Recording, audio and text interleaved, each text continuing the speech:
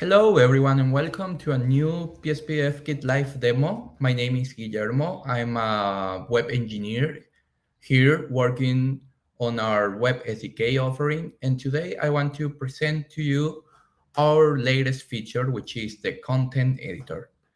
So without further ado, let me start by sharing my screen.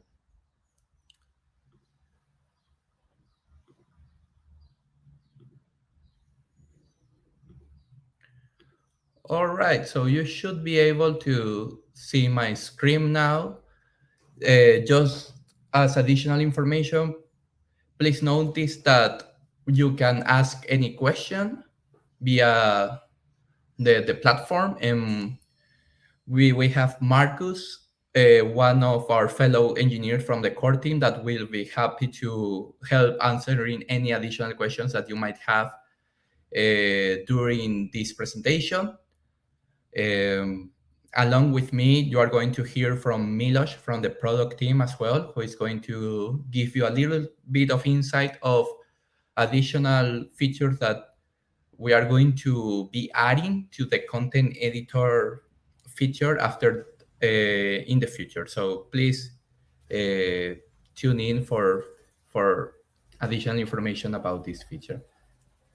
Okay, so Content Editor is our latest feature that allows you to add modifications to existing text on a PDF document. So for instance, let's take this invoice as an example. As usual, you can select some text. You can add annotations on top of the selected text. For instance, let's highlight this piece of text. I can add text annotations like this one. I can change property of the text annotations. And these text annotations I can move around, and these are overlaid on top of my existing document. Besides that, we have multiple features that allows you to manipulate pages, rotate them, add new pages, merge documents together. But what's new is that, let's take, for instance, the invoice number. Until now, it wasn't easy for me to modify this number right here. But let's introduce you to our new content editor feature. If I enable this feature, you will notice that all of the different text lines of the document are surrounded by dash borders. And I can zoom in to inspect them closely, and I can select all of these text lines around here. And as soon as I select one, you see that the dash border turned into a solid line, and that is telling me that I'm activating that particular line and that we can start making modifications into it. Let's imagine that I want to change the number of the invoice. So I can go ahead, delete the 3-digit and replace it with a 4, for instance. And I can keep writing additional text. And in a what you see is what you get fashion. So let's change the invoice number. Let's go ahead and, for instance, change the date. Here we can change the item description. Like, instead of simply being research, we can make this research and development. Let's also adjust the price because it now includes development. And we can obviously adjust the total now that we change the price. And once I'm satisfied with a set of changes that I've made to the document, I can simply hit save and close. I can remove this highlight annotation, for instance, if I want. And there you go. We have the same document with the set of additional changes that we have specified into it. I can download the document, and as seen here, I can open it with the default PDF viewer from the browser or additional third-party viewers, and my set of changes are persisted as part of the actual content stream of a PDF.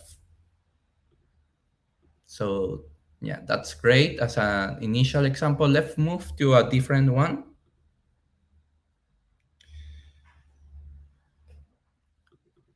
Let's imagine we have a slideshow presentation like this one. So this is my template, and let's go ahead and replace it with a different title. So history of nothing.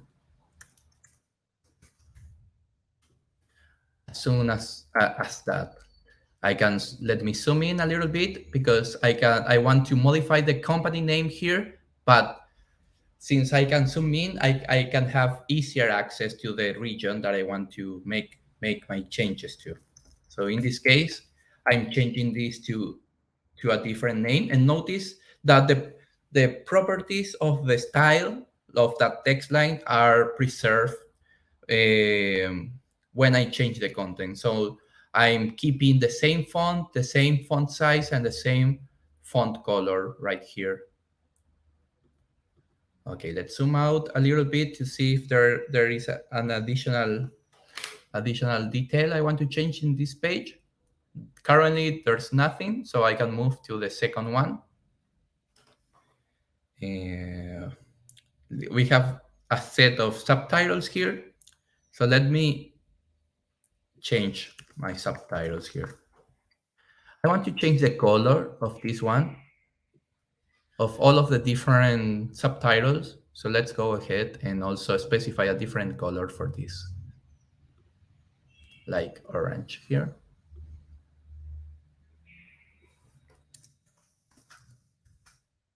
So I can simply start typing. I can select all the text, modify the color. I can also first modify the color and then change the content.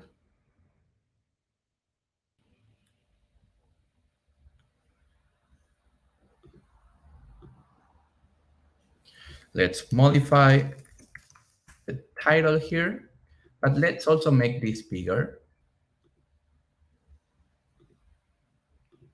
Okay, that's perfect.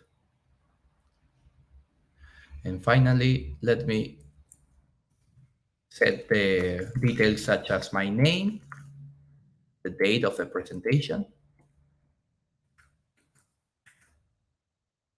and the location. Make this look a little nicer, I will make the details a different color than the title.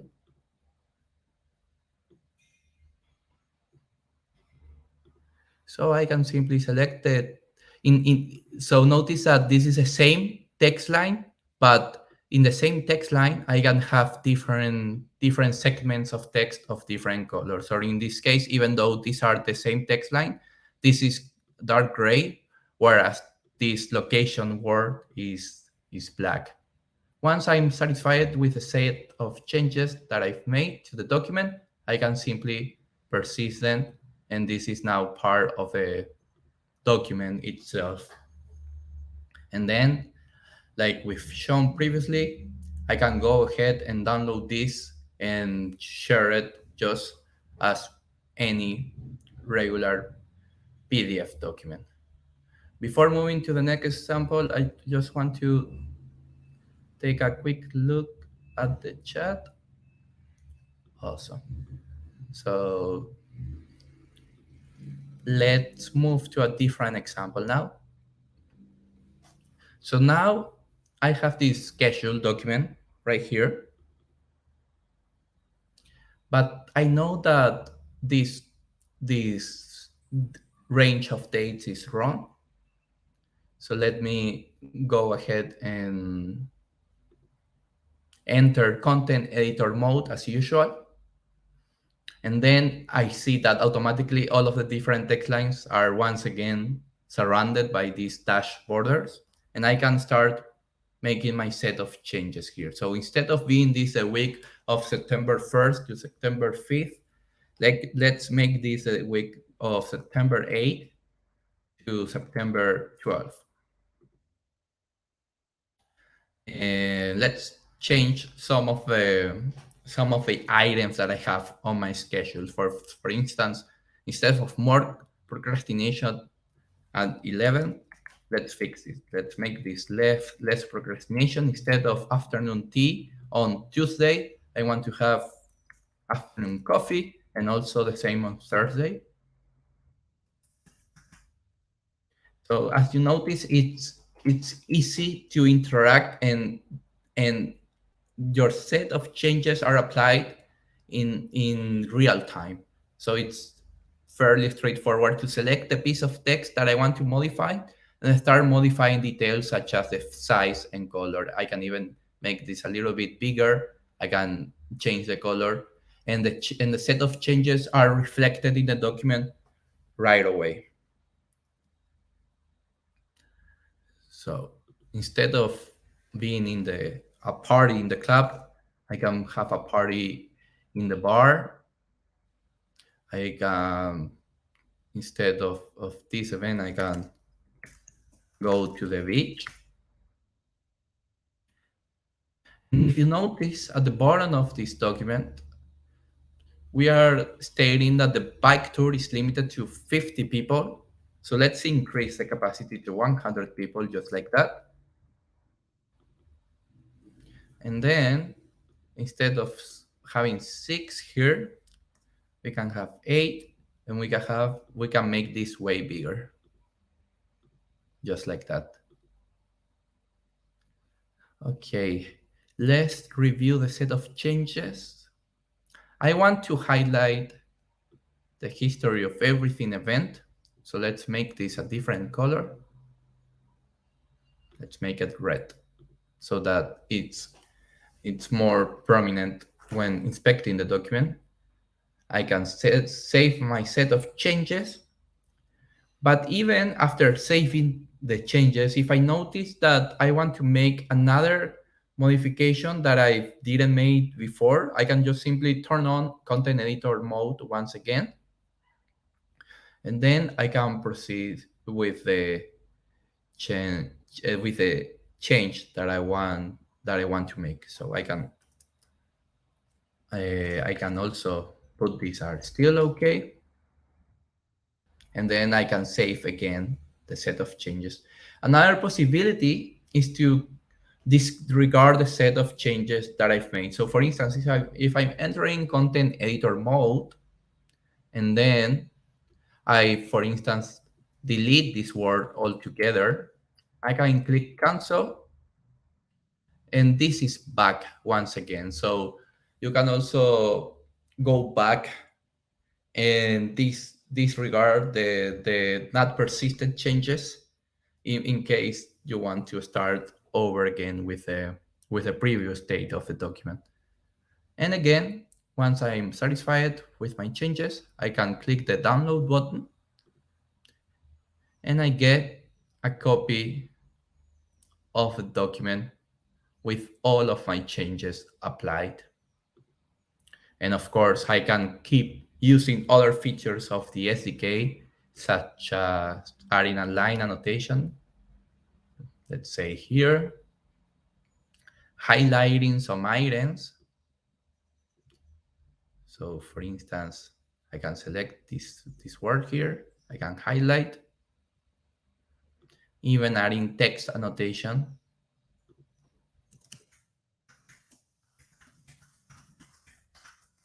for someone else.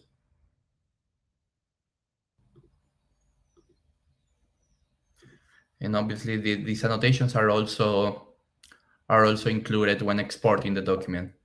So what's interesting about being able to interact with both content editing and annotations is that, for instance, if this is for these text annotations are for a reviewer, I can then simply remove the text annotations from the document and then have the base document with a set of content editing changes that we added.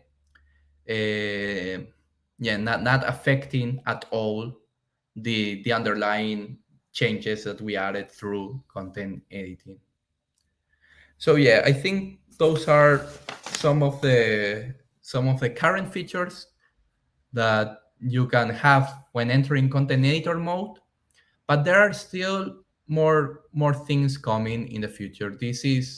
Although this is our first iteration of a feature, we are excited for, and we are bringing more and more functionality into this. So to talk more about this, I would like to have Milos from the product team to join. So please, Milos, feel free to take it over. Thank you, Guillermo, and thank you for a great presentation. Love the examples over there. Awesome. Um, so yes, I'm from the product team. Thank you for being on this webinar. I'll try to do this pretty quickly to give you kind of an overview of where we're going with content editing. For starters, we're going to get a little bit better in font recognition. Believe it or not, it's quite a complex topic with PDFs, as fonts can be embedded in the document. Sometimes they are embedded without the whole set of glyphs that a font has. It's just a limited subset, et cetera, et cetera. There's all kind of nuance around this. If you're actually interested in learning more about that, you can ping Marcus, who's actually on the chat. I don't know if anybody would be interested in something like that, but if, in case that's, there's some takers, Marcus is right there to answer any questions. Since our tech in general we are very strong about document experience, we are very focused on user experience with content editing. Where this translates into is we are basically, when we're talking about editing content inside PDF, it has to be seamless. So you actually see the final version of what you're editing right there in the documents. So there's no pop-ups or overlays of content, and then you're like doing some edits in the overlay, and when you bake that in, it looks completely different. That's not the kind of user experience that's on par with everything else we've been doing so far. Therefore, anything we publish new in terms of content editing will have to abide by this rule. So it has to be seamless. The next big thing that is being worked on right now is getting good at recognizing paragraphs. That's basically, you're no longer editing lines of text, you're editing chunks of text, entire chunks of text, which commonly are known as paragraphs. And then at that point, we'll be able to manipulate them, which basically means moving them around, copying and pasting, reflowing text by dealing with alignment, et cetera, creating new ones, deleting. Simply put, full manipulation of these text boxes around the document, like you would manipulate, for example, a textual annotation. That being said, if you remember the invoice example demonstrated by Guillermo, imagine if you were able to simply add new invoice items by copying and pasting a whole line item and then just editing the content. Now, put that into perspective of your application, for example. You can literally generate a template out of an existing invoice without ever leaving your application. So there's no going back to a word processor, doing things offline, then uploading a template and using it. You can actually have this experience completely inside the application. In that presentation example, you could basically remove one of the subtitles in that second slide or something like that. You could reflow the text, play with alignment, basically fix your presentation on the go, or simply create one on the go from scratch based on a template. Again, in that schedule example, you could basically move around those hourly entries. You could add new text boxes, again, by copying and pasting. You could remove some procrastination entries or whatnot. And finally, the North Star for us with content editing is full-fledged what you see is what you get editing. That's why we're so big on making this content editing seamless, because it has to be what you see is what you get. That being said, what you should expect is table editing, some spreadsheet power, page breaks, automated text reflow, basically anything you would expect from a full-fledged word processor. Imagine going back to that schedule, for example, that Guillermo demonstrated, and then imagine simply moving those rows around or reflowing those columns. Something very important that we're working on as well is to be file format agnostic. So while you might perceive this as PDF content editing. What it really is a document editor. So what this basically means down the road is you will be able to upload any file, for example, Word, Microsoft Word file, docx, and just start editing inside the edit mode, just like you're doing right now with a PDF. Yeah, I would not like to forget the fact that we are also building this for iOS and Android. So yeah, that's pretty exciting with all the full-fledged mobile content editing experience that you would expect from a good iOS built-in iOS app or an Android app of high quality. That's it for me. I'm not sure if we're gonna get Guillermo back to say hi before we end the webinar, but in case that doesn't happen, um, oh yes, here's Guillermo. Thank you. Yeah. Thank you, Milos, for getting excited about the future of content editing.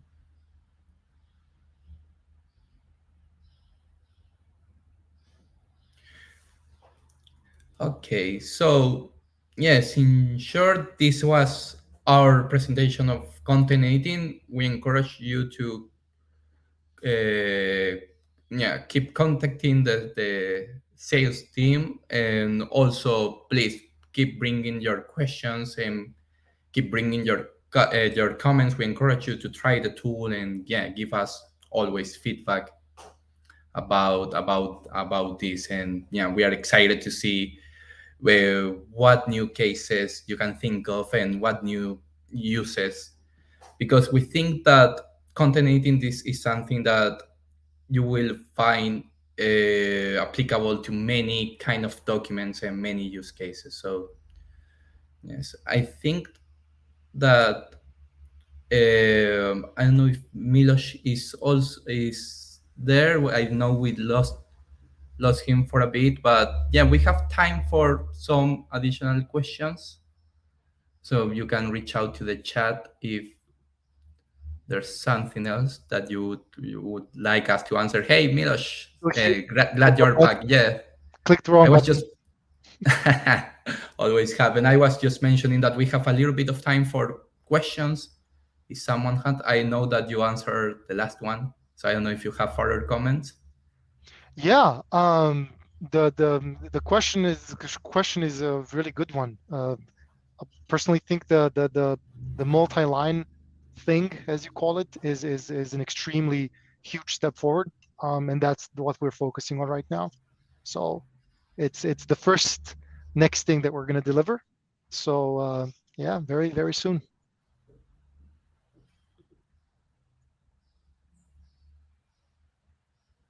Yes, I see that there was also a previous question about mobile platforms that you also Hmm. handle Here's now. another one. Jorge Yeah, Martinez, if I read that correctly, you can correct me, Guillermo. Custom fonts, yeah, they can be embedded in the document, but we're also going to make sure that the environment slash the application that is implementing this will have access to any custom fonts that your user might upload. Obviously, provided that the license uh, is either open source or you have the right to use it for whatever usage you're going to do.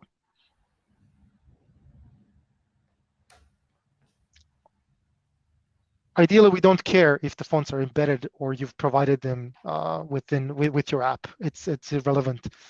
It's going to work. That's the whole point. You're welcome, Jorge.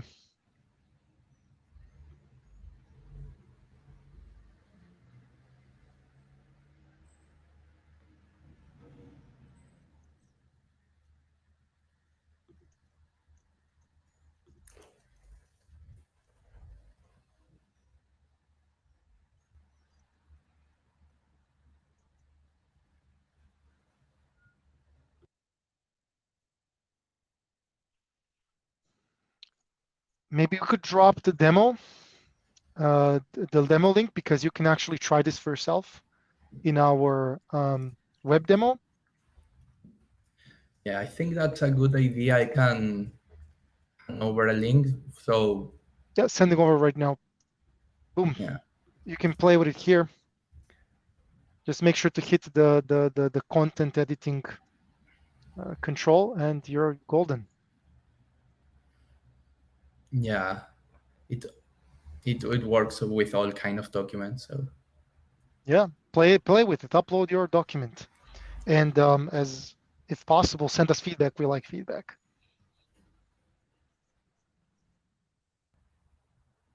And there's oh, the link for a feedback. Yes. excellent! Can't wait to hear feedback. And yeah, that's always highly valuable.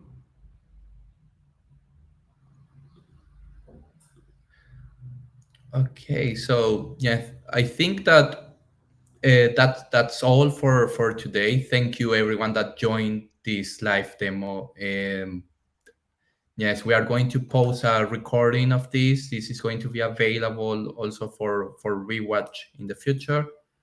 So yeah, I don't have anything else to to add up. What about you, Milosh? No, thank you for being here. And thank you to anybody who will basically watch this as a rerun. So yeah, bye everyone. See you in the next one.